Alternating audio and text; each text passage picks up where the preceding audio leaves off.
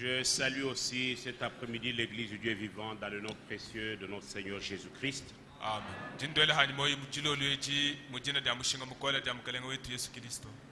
Et je vous prie de vous lever pour honorer la lecture de la parole de Dieu. Colossiens 1.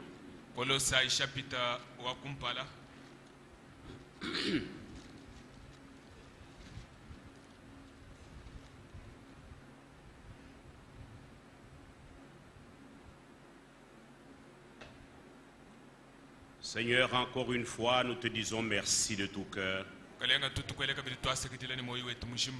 pour ce moment précieux que tu nous donnes de venir en ta présence afin d'écouter ton conseil.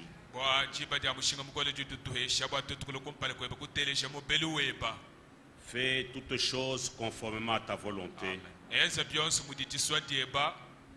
Prends l'autorité de ce service du début à la fin pour ta gloire et pour notre édification en tant que ton corps. Au nom de Jésus-Christ. Amen. Amen. Colossiens 1, verset 15. Le Fils est l'image du Dieu invisible, le premier-né de toute la création. Amen.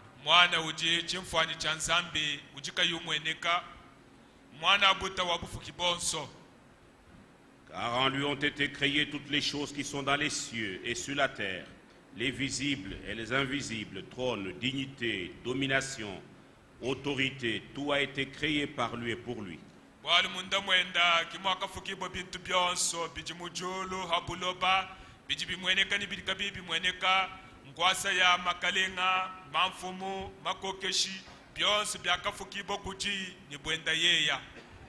Il est avant toutes choses et toutes choses subsistent en lui.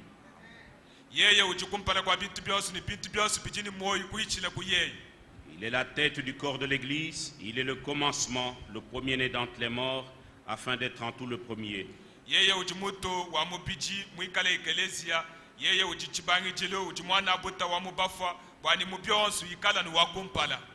Car Dieu a voulu faire habiter toute plénitude en lui. Il a voulu par lui tout réconcilier avec lui-même, tant ce qui est sur la terre que ce qui est dans les cieux, en faisant la paix par lui, par le sang de sa croix.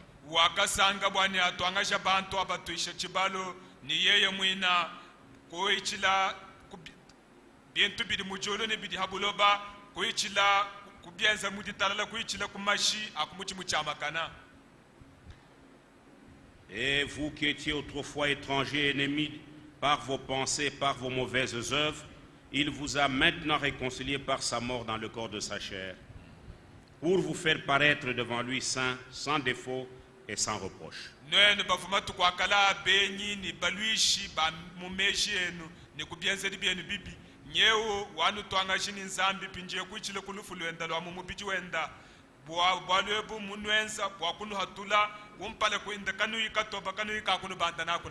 Si du moins vous demeurez fondés et inébranlables dans la foi, sans vous détourner de l'espérance de l'évangile que vous avez entendu, qui a été prêché à toute créature sous le ciel et dont moi, Paul, j'ai été fait ministre. Amen.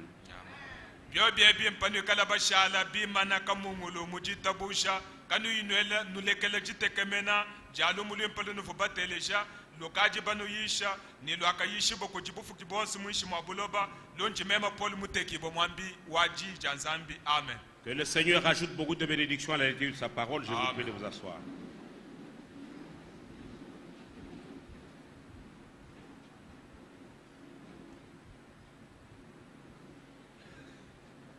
Nous rappelons encore une fois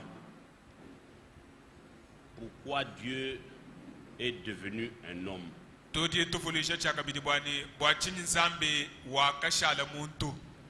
Ce sujet n'est pas un sujet seulement pour augmenter la connaissance. C'est un sujet qui pousse chacun de nous à vérifier son expérience. avec Dieu.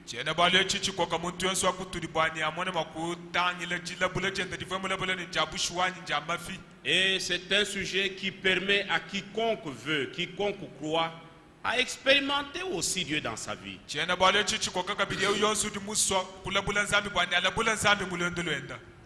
Dieu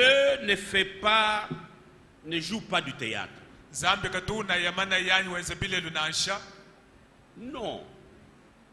Dieu fait une œuvre parfaite.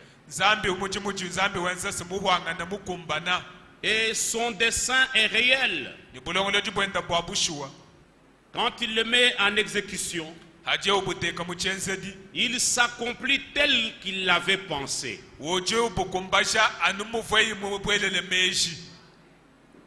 Et nous avons la grâce d'écouter ces choses pendant que nous sommes encore sur cette terre. Dieu nous fait grâce d'entendre ces paroles. L'évangile de vérité, qui n'est pas mélangé avec la pensée d'un homme. Parce que quand c'est mélangé, cela annule l'effet de la parole de Dieu. Nous avons besoin que l'évangile reste pur. Et c'est pourquoi la Bible dit que si du moins vous demeurez inébranlable dans la foi, sans vous détourner de l'espérance de l'évangile que vous avez entendu. Il n'y a pas deux évangiles. L'évangile, c'est celui que nos pères apostoliques ont prêché. Et il est dans la Bible. Nous n'avons pas le droit d'ajouter à la Bible. Quand on ajoute quelque chose, on déforme le plan. Et Dieu ne peut pas agir. Ça devient un obstacle. Mais lorsque nous sommes face au dessein de Dieu et que nous lui ouvrons notre cœur, nous lui disons: Seigneur, accomplis ton dessein avec moi conformément à ta parole. Il le fait. Notre Dieu n'est pas un menteur. Et nous avons vu qu'il est devenu un homme parce qu'il voulait nous comprendre. Parce que Dieu n'est pas un homme. Alors il a dit: je voudrais comprendre comme nous les hommes, nous comprenons.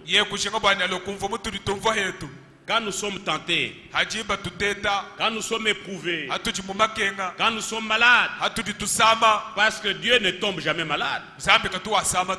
Il est devenu un homme pour goûter à la tentation, goûter à la souffrance, parce que Dieu ne souffre pas. Goûter à la maladie, pour qu'il soit un souverain sacrificateur, capable de compatir à ce que nous ressentons et de nous secourir dans tous nos besoins. C'est ce qui est dit dans Hébreux 2,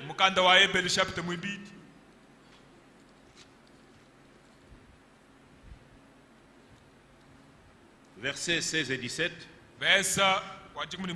jusqu'à 18. Car assurément, ce n'est pas des anges qu'il vient en aide, mais c'est à la postérité d'Abraham.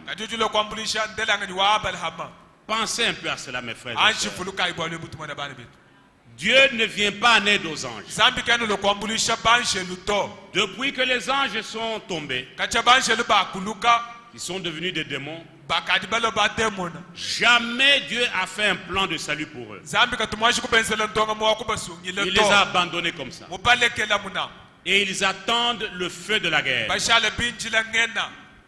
Mais il n'en est pas question de nous. C'est pourquoi l'Écriture dit, assurément ce n'est pas à des anges qu'il vient en aide, mais c'est à la postérité d'Abraham. Voyez-vous que vous êtes la postérité d'Abraham par la foi? En conséquence, il a dû être rendu semblable en toutes choses à ses frères. Alléluia. Amen. À ses frères. Vous avez compris pourquoi nous insistons là-dessus? Si Jésus est mon frère, a fortiori toi et moi, rachetés par le même sang. Alléluia. Amen. Nous sommes des frères et des sœurs.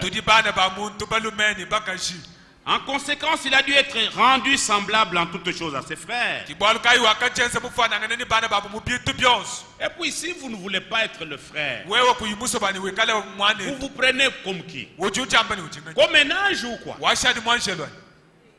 Lui a été rendu en toutes choses semblables à nous,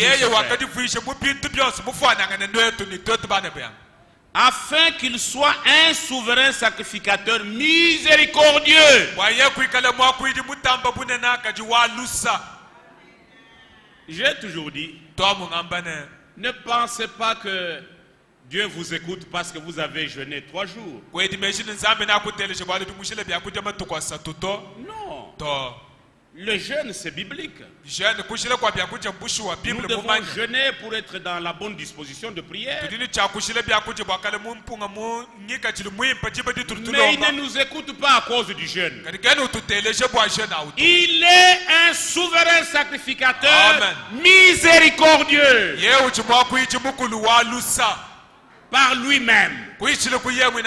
Alléluia. Amen. Mais il y a les églises qui n'ont pas compris. Ils croient que quand il va faire 10 jours de jeûne, 40 jours de jeûne, il devient, il perd même il perd un peu la tête. Il n'a plus de force même pour prier. Il pense que c'est à cause de ça que Dieu va l'écouter.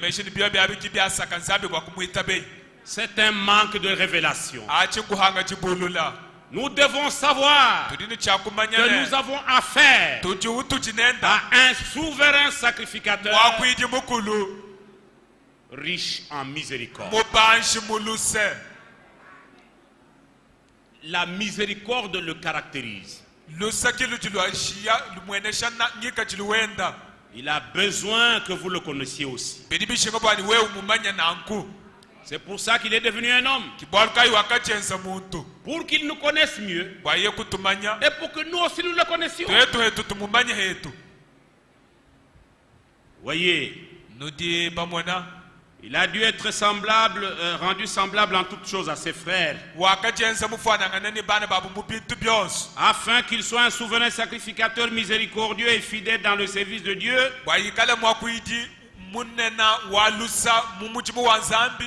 pour faire l'expiation des péchés du peuple. Car du fait qu'il a souffert lui-même et qu'il a été tenté, il peut secourir ceux qui sont tentés. Et toujours dans Hébreux 4 maintenant, chapitre 4, au verset 14.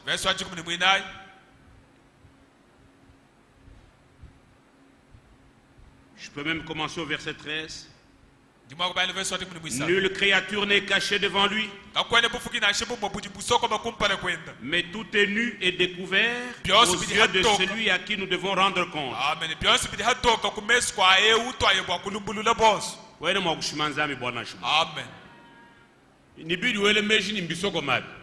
Lui, il voit tout. Les ténèbres sont claires pour lui. Quand toi et moi on ne voit pas la nuit, lui il voit comme le jour. Rien n'est caché à ses yeux. Avec tout ce que tu as comme problème, même ta vie, tu es à découvert devant lui. Et c'est à lui que nous rendrons compte. Ainsi, puisque nous avons un grand souverain sacrificateur qui a traversé les cieux, Jésus, le Fils de Dieu, c'est-à-dire Dieu manifesté en chair, demeurons fermes dans la foi que nous professons.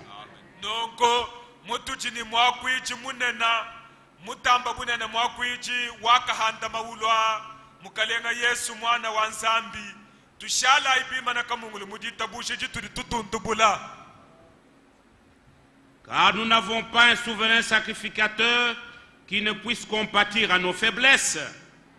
Au contraire, il a été tenté comme nous en toutes choses, sans commettre de péché. Amen.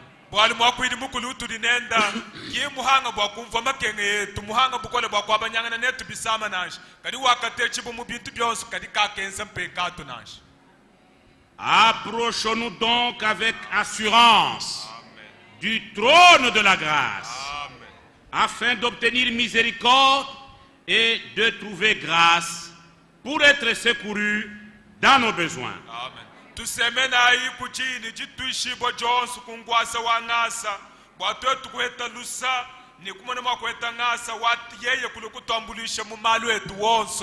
Dites-tu ici, l'assurance que quand je m'approche de ce trône, il y a un souverain, un grand souverain sacrificateur qui ne puisse pas, donc qui compatit même à mes faiblesses, qui est prêt à me secourir dans toutes sortes de besoins, que ce soit des besoins spirituels, des besoins d'ordre matériel, des besoins de santé, tous nos besoins. Ayez d'abord cette assurance. Ne nous approchons pas sans assurance, comme si vous vous aventurez. Chaque fois que nous prions, dans la foi, ayons l'assurance qu'il nous écoute et qu'il nous donne du secours, même à travers les épreuves. Si vous lisez dans 1 Corinthiens 10, 1 Corinthiens 10, il dit ceci au verset 13. Aucune tentation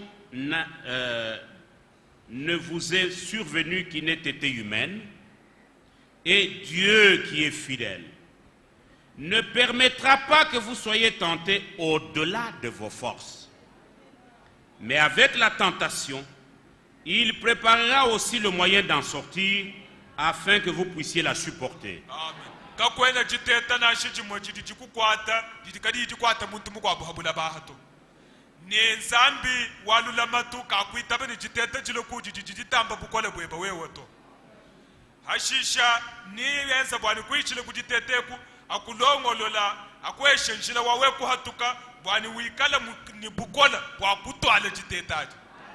Ne vous découragez pas quand vous passez par une épreuve difficile. Ayez foi en Dieu. C'est sa parole. Et c'est une voie obligée pour tous les fils de Dieu. Et Dieu ne peut pas nous éprouver au-delà de nos forces. D'abord, il n'y a pas d'épreuve qui ne soit humaine.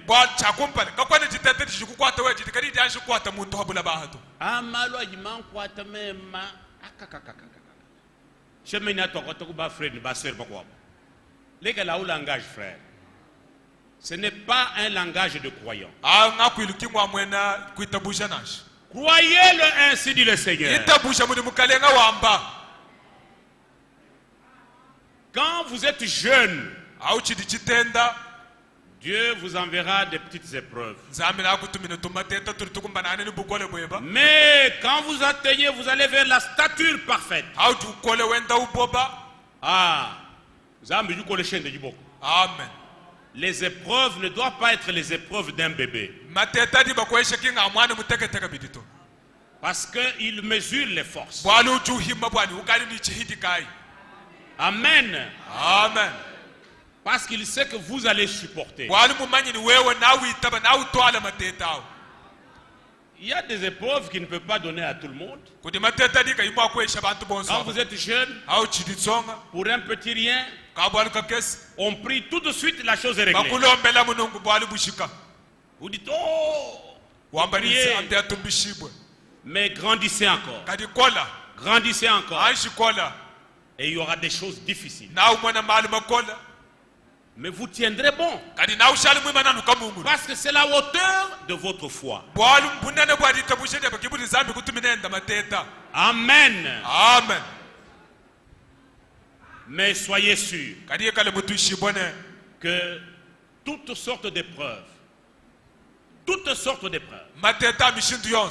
par lesquelles nous passons, elles ont toujours une fin. Amen. Amen. Elles finiront un jour. Croyez cela de tout votre cœur. Amen. Et Dieu nous couronnera pour cela.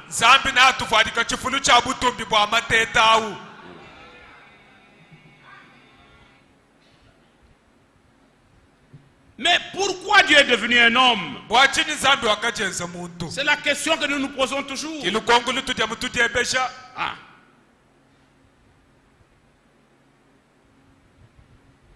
Lisons Galates 4.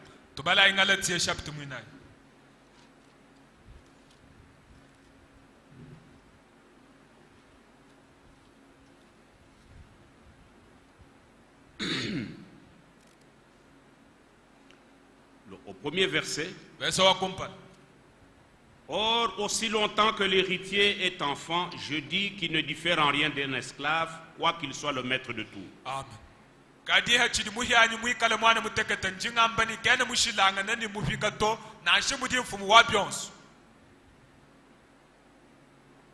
Au verset 2, mais il est sous des tuteurs et des administrateurs jusqu'au temps marqué par le Père.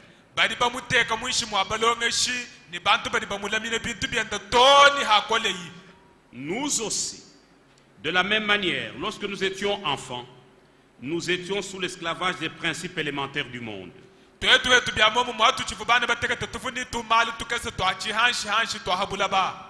Mais, lorsque les temps ont été accomplis, Dieu a envoyé son Fils, né d'une femme née sous la loi, afin qu'il rachète ceux qui étaient sous la loi, afin que nous recevions l'adoption.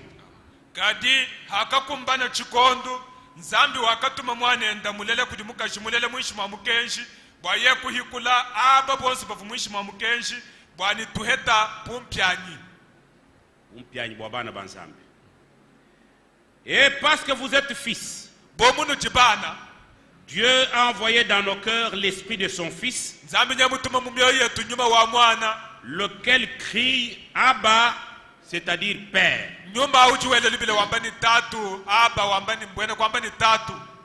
Ainsi tu n'es plus esclave, mais fils. Et si tu es fils, tu es aussi héritier par la grâce de Dieu. Voyez-vous, mes frères bien-aimés,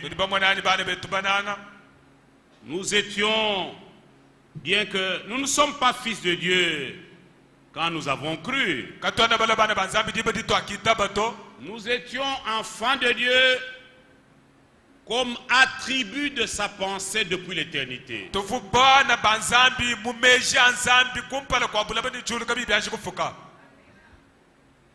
Aujourd'hui, moi je ne peux pas faire de vous un enfant de Dieu. Personne ne peut faire de quelqu'un un enfant de Dieu. Nous les prédicateurs, nous jetons seulement la semence, la parole et la semence. Et les enfants prédestinés, les enfants de Dieu, quand la semence tombe dans leur cœur, leurs cœurs sont déjà disposés parce qu'ils sont prédestinés.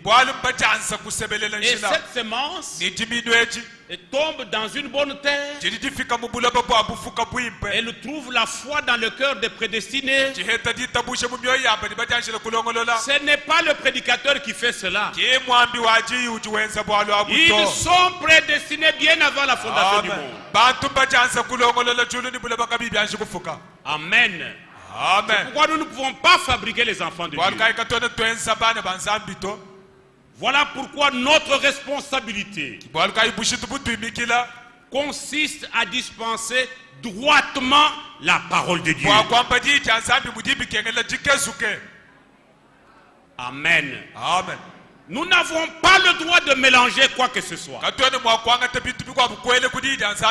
Même si cela est dur, même si cela ne nous plaît pas, nous sommes comme des eunuques.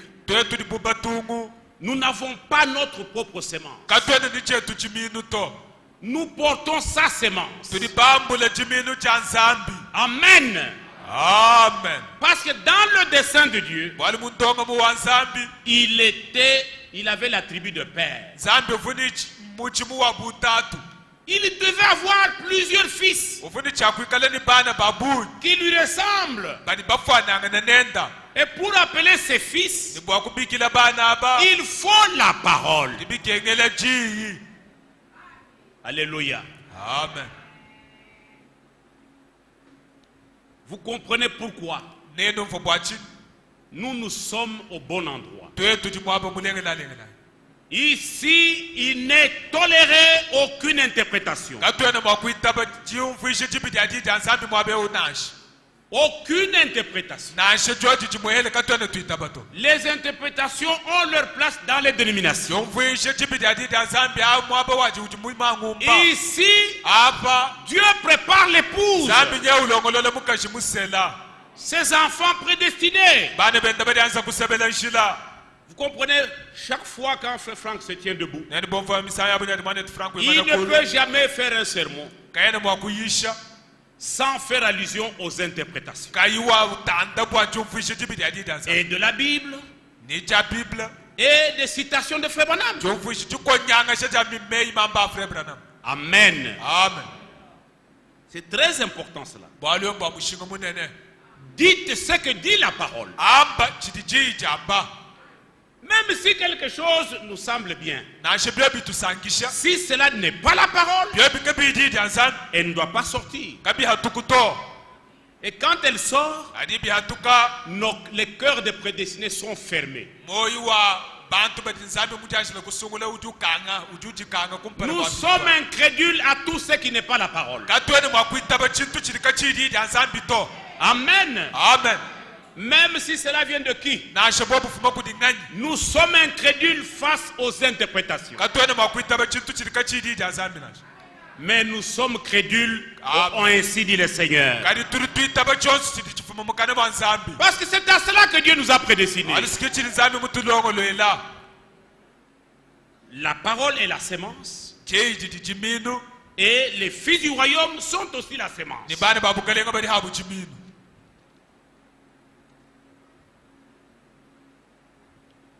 Donc, mes bien-aimés frères, le Fils de Dieu, Dieu fait chair, dans toute sa plénitude, apparu pour réparer la chute. Et tous les torts que la chute nous a causés. Voilà pourquoi, lorsque les temps ont été accomplis, Dieu a envoyé dans nos cœurs l'esprit de son Fils, lequel crie Père. C'est pourquoi quand nous prions, nous appelons Dieu notre Père. Notre Père qui est aux cieux. Notre Père céleste. Alléluia. Amen. C'est pourquoi il dit n'appelez personne sur la terre votre père. Parce que vous avez un seul père qui est dans les cieux. Amen. Amen.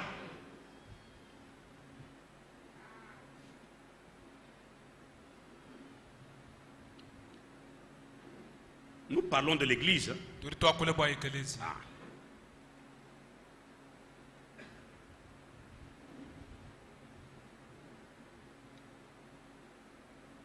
Les fils et les filles de Dieu qui appellent Dieu leur Père, ils s'identifient à lui. C'est pour cela que Dieu est devenu l'un de nous. Pour que nous puissions être identifiés à lui.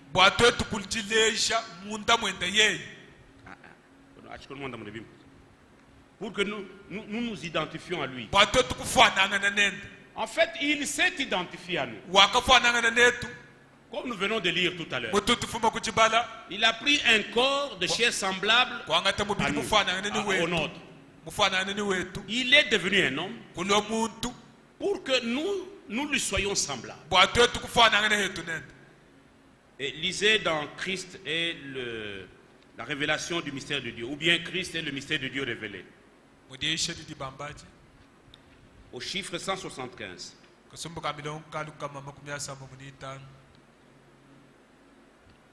La version de Shekinah. Dieu devint, il devint moi.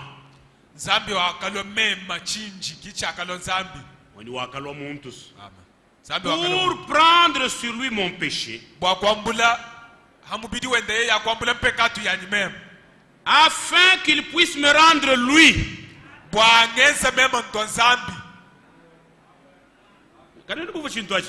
Amen. Dieu devint moi,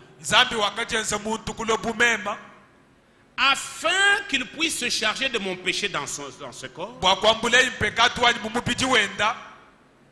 me libérer du péché, de l'esclavage, pour que je devienne comme lui.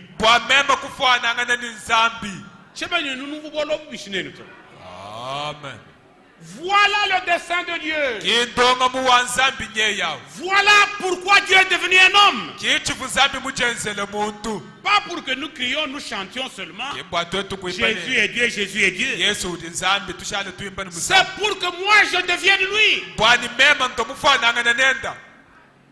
C'est pour ça qu'il est devenu un homme. Et Jésus-Christ, quant à l'esprit, il était la plénitude de la divinité. Mais quant à la chair, il était totalement un homme. Amen. Amen. Il était un homme complet. Mais un homme Dieu. Alléluia. Et Dieu dans toute sa plénitude. Pourquoi? Pour nous accorder une délivrance totale. Que nous ne soyons plus esclaves de quoi que ce soit. Et quand le Fils vous a franchi, vous êtes réellement libre. Amen. Amen. Vous ne serez esclave de rien. Vous devenez son prisonnier. Vous devenez son esclave à lui. Et en ce moment-là, vous serez comme lui. Lui le premier-né, qui disait dans Jean 5, 19, le Fils ne fait rien. C'est ce qu'il voit faire au Père. Et ma nourriture, c'est de faire la volonté de celui qui m'a envoyé. Vous allez lui ressembler aussi. Vous vous direz, vous vous poserez toujours la question.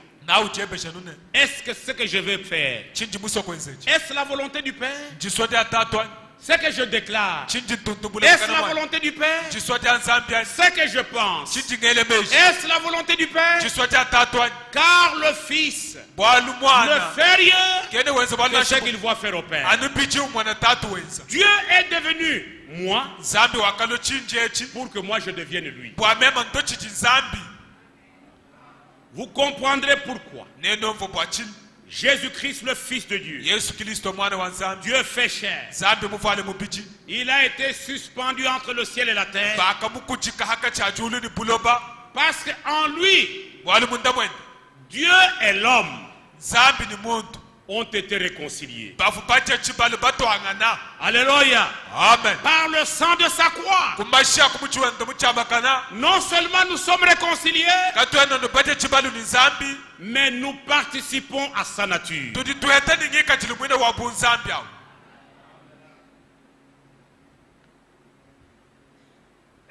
Dans Ésaïe 53,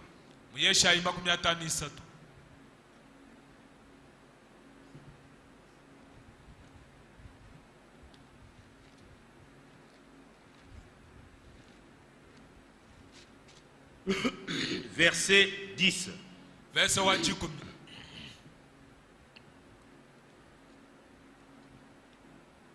Il a plu à l'Éternel de le briser par la souffrance.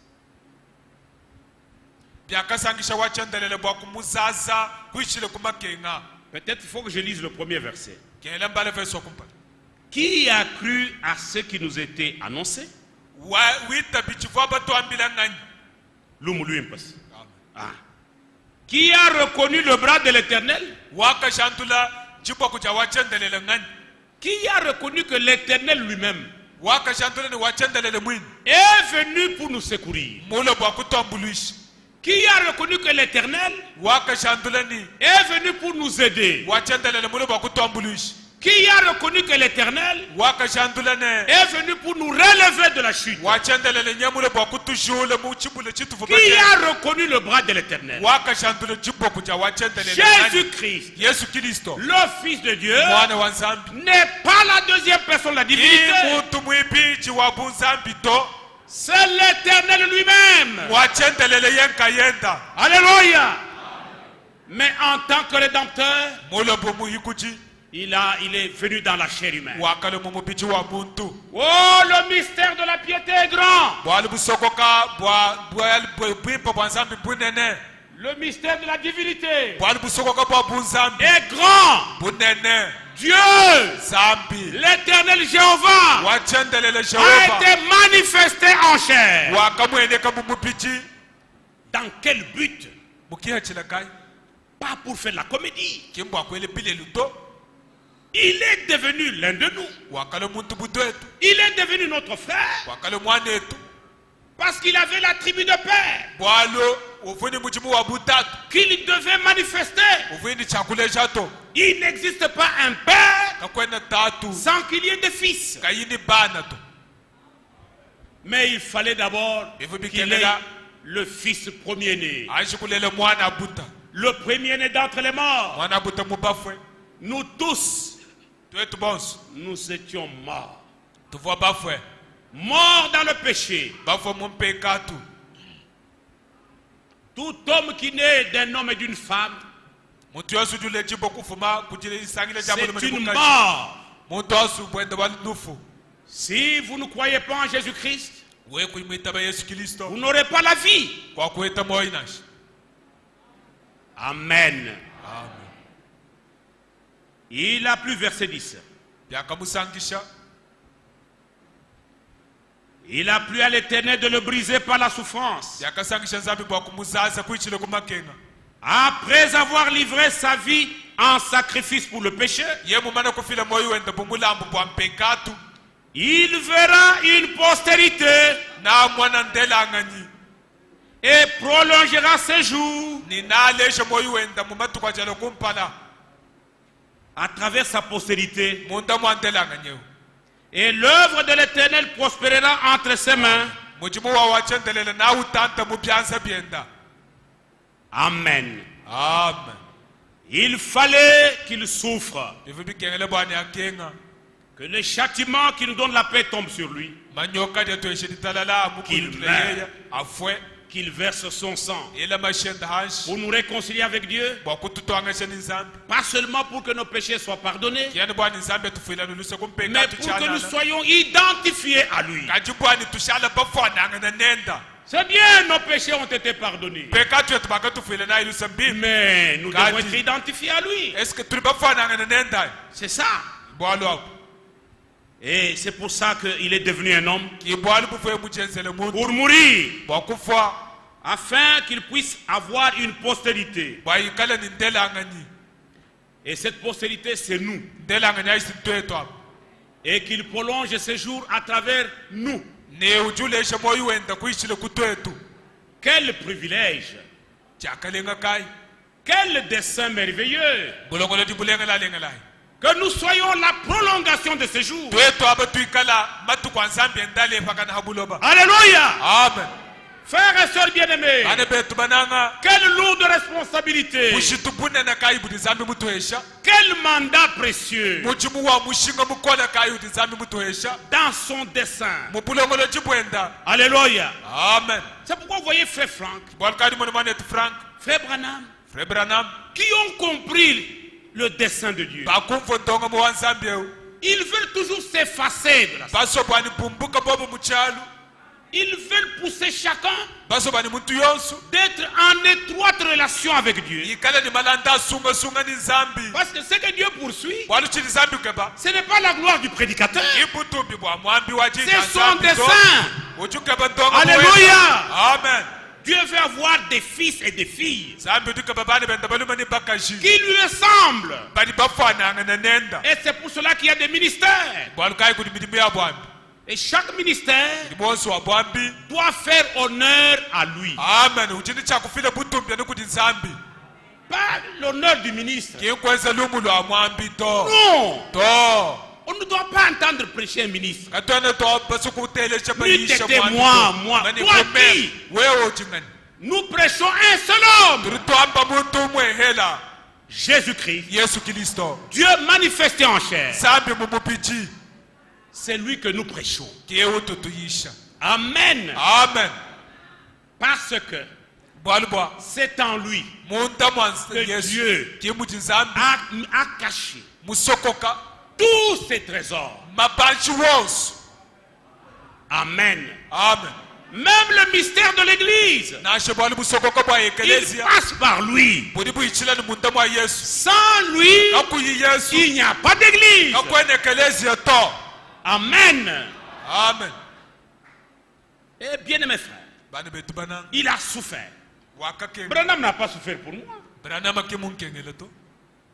Amen. Voilà pourquoi nous n'élèverons jamais Branham ici.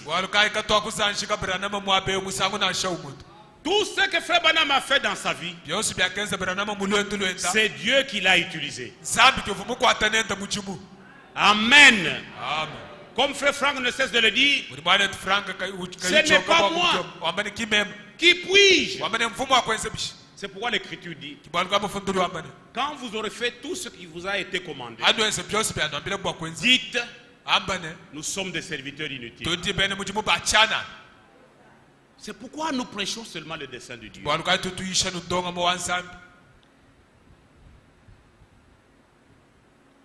Jean 12, 24. Il fallait qu'il devienne un homme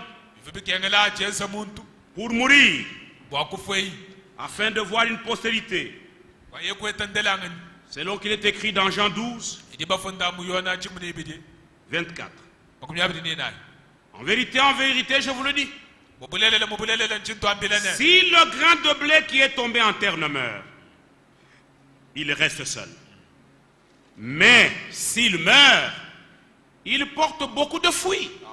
Même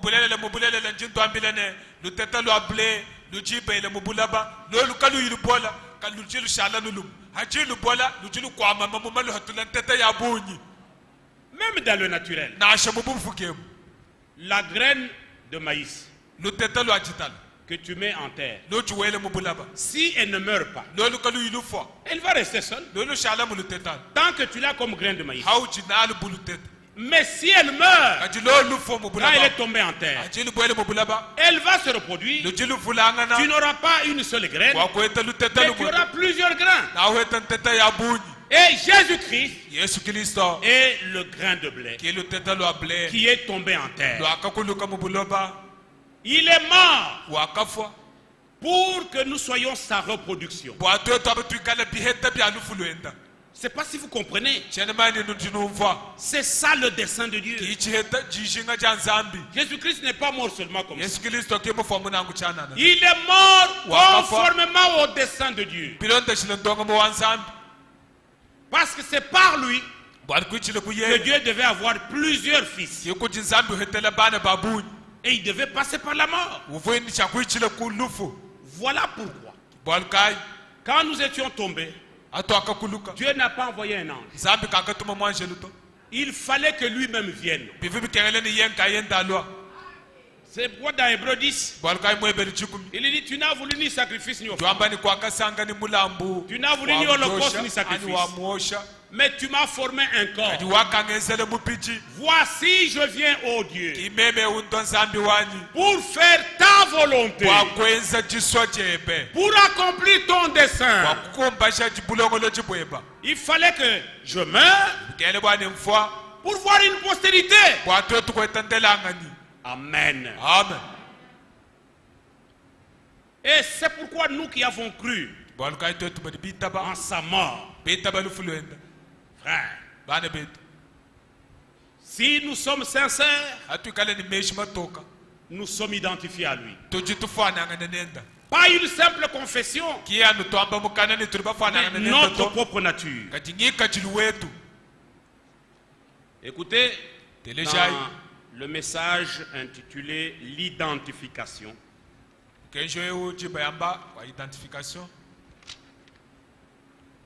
un message, un sermon de Frère Branham prêché le 16 février 64. Il dit ceci aux chiffres 57 à 59. Le Fils de Dieu, la plénitude de Dieu, a dû venir et devenir cela afin de racheter ces autres pensées qui devaient venir à lui pour former une femme.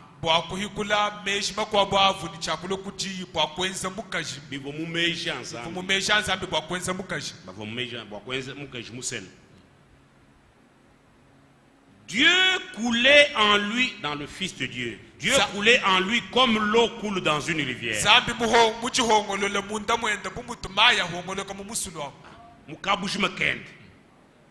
Car il était le seul qui était né sans l'intervention de la chair.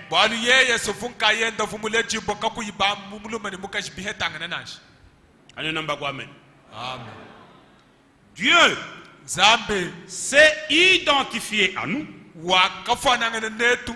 Il a pris sa nature de Dieu. Et il a dressé sa tente ici. Il est devenu humain. Il s'est fait un corps où habiter. Et ce corps est connu sous le nom de Jésus. Dieu demeurant en Christ. Il était devenu humain pour nous sauver. Il a revêtu notre forme afin qu'il puisse modeler en nous son caractère.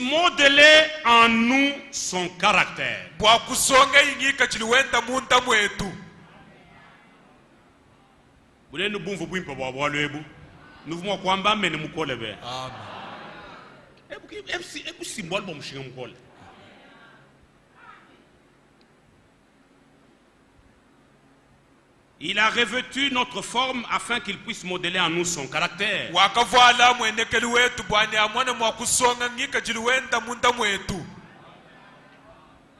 Et son caractère, c'était tout ce qui plaisait à Dieu.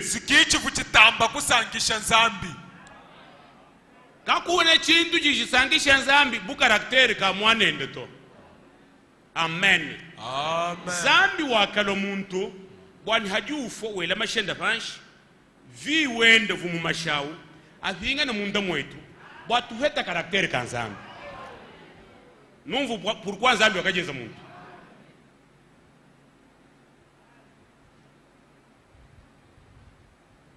C'est pour cela, oui, et son caractère c'était tout ce qui plaisait à Dieu et qu'il s'attachait à sa parole. Le Fils ne fait rien que ce qu'il voit faire au Père. Ma nourriture, c'est de faire la volonté de celui qui m'a envoyé. C'est pour cela qu'il a besoin de nous. Dieu a besoin de vous. Amen. Il a besoin de vous, mon frère. Mais pas pour que vous restiez seulement un membre du tabernacle d'Inanga, mais pour qu'il puisse modeler son caractère en vous.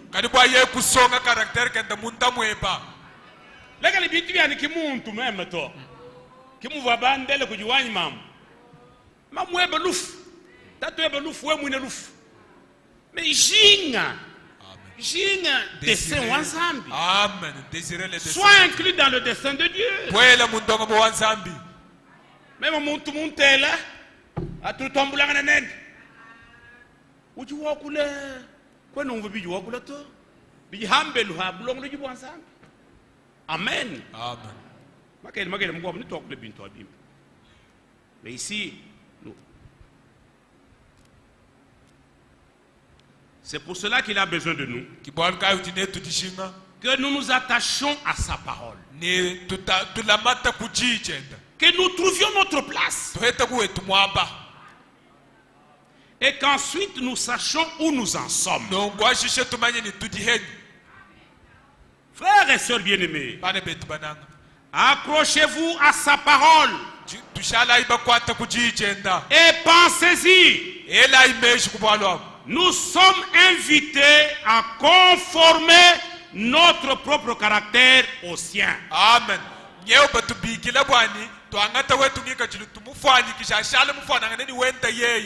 Autrement dit, caractère que tout kasumbula. Amen. Amen. Amen. C'est pourquoi la Bible dit, nous ne connaissons plus personne selon la chair. Parce que nous sommes en Christ. Et quand quelqu'un est en Christ, il est devenu une nouvelle création. Les choses anciennes sont passées. Toutes les choses sont devenues nouvelles.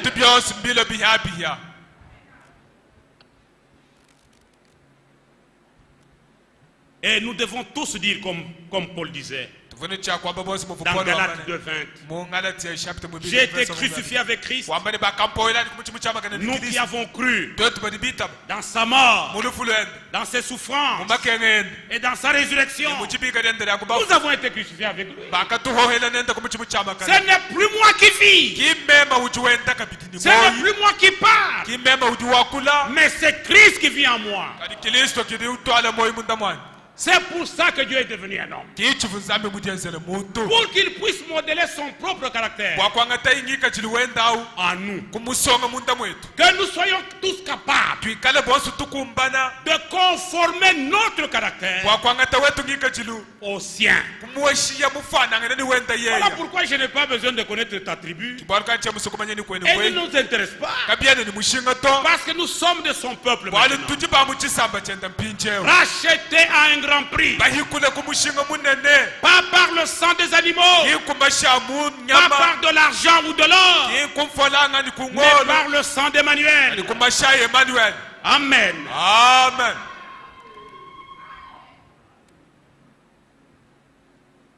Nous arrêtons par là parce que nous avons déjà atteint l'heure. Nous allons continuer demain, nous nous lèvons pour la prière.